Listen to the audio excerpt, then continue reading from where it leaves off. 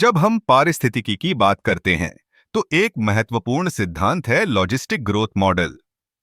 यह मॉडल हमें यह समझने में मदद करता है कि किसी जीव जंतु या पौधे की जनसंख्या कैसे बढ़ती है।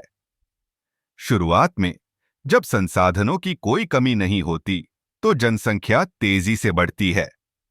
इसे हम एक्सपोनेंशियल ग्रोथ कहते हैं। लेकिन जैसे जैसे जनसंख्या बढ़ती है, संसाधनों की कमी होने लगती है और तब ग्रोथ की गति धीमी हो जाती है। लॉजिस्टिक ग्रोथ का ग्राफ एक एस आकार का होता है।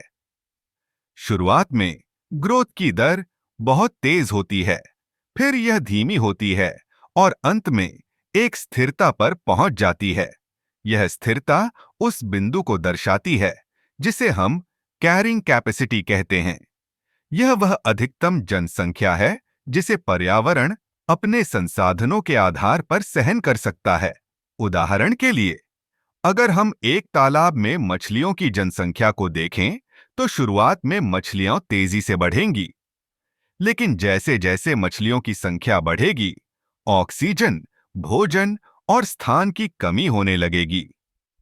अंततः मछलियों की संख्या एक निश्चित स्तर पर स्थिर हो जाएगी। यह मॉडल न केवल जीवों के लिए बल्कि मानव जनसंख्या के लिए भी महत्वपूर्ण है। आजकल जब हम जनसंख्या वृद्धि की बात करते हैं, तो हमें यह समझना होगा कि संसाधनों की सीमाएं हैं। यदि हम अनियंत्रित तरीके से बढ़ते रहे, तो हमें गंभीर समस्याओं का सामना करना पड़ सकता है। लॉजिस्टिक ग्रोथ मॉडल हमें यह भी सिखाता है कि पारिस्थितिकी तंत्र में संतुलन बनाए रखना कितना आवश्यक है। जब एक प्रजाति की जनसंख्या बढ़ती है, तो यह अन्य प्रजातियों और पर्यावरण पर प्रभाव डालती है। इसलिए पारिस्थितिकी में संतुलन बनाए रखना न केवल जीवों के लिए बल्कि पूरे पारिस्थितिकी तंत्र के लिए आवश्यक है। इस सिद्धांत का उपयोग करके हम भविष्य में होने वाली समस्याओं का पूर्वानुमान लगा सकते हैं और सही नीतियां बना सकते हैं।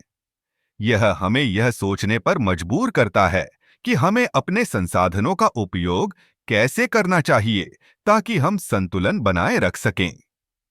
इस प्रकार लॉजिस्टिक ग्रोथ मॉडल न केवल एक सिद्धांत है, बल्कि यह हमें हमारे पर्यावरण के प्रति जागरूक भी करता है।